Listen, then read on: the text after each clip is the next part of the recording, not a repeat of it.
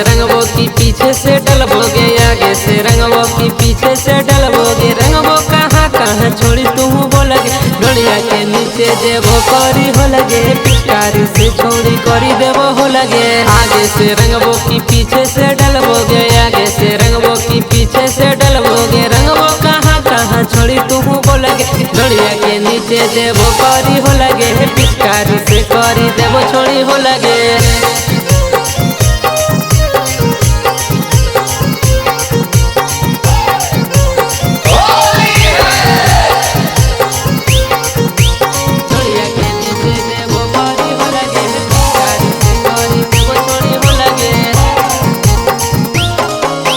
चढ़ते फागुन इल्ही नई हर गे, रंग देवो चोली सया कर सवर गे।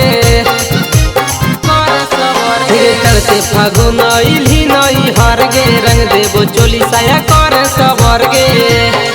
ढोलिया के नीचे देवो छोड़ी डाल गे, चोलिया के नीचे देवो छोड़ी डाल गे। रंग देवो छोड़ी तोरा गोरे गोरे गाल गे, ढोलिया के नीचे देवो करी हो लगे, पिचकारी से छोड़ी कर देवो हो लगे।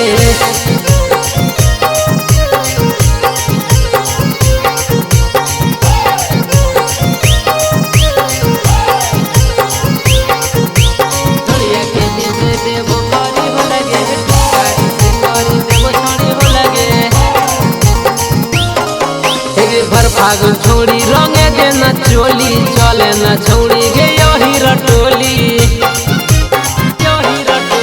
भर फागुन छोड़ी रंगे देना चोली, चले न छोड़ी गे यही रटोली। संजीवा कासा के रंगे दे चोली, कुंदन शीशा के रंगे दे चोली। मारो हो हिलोर पिचकारी के छोड़ी, ढोलिया के नीचे देवो करी हो लगे, पिचकारी से छोड़ी कर देवो हो लगे।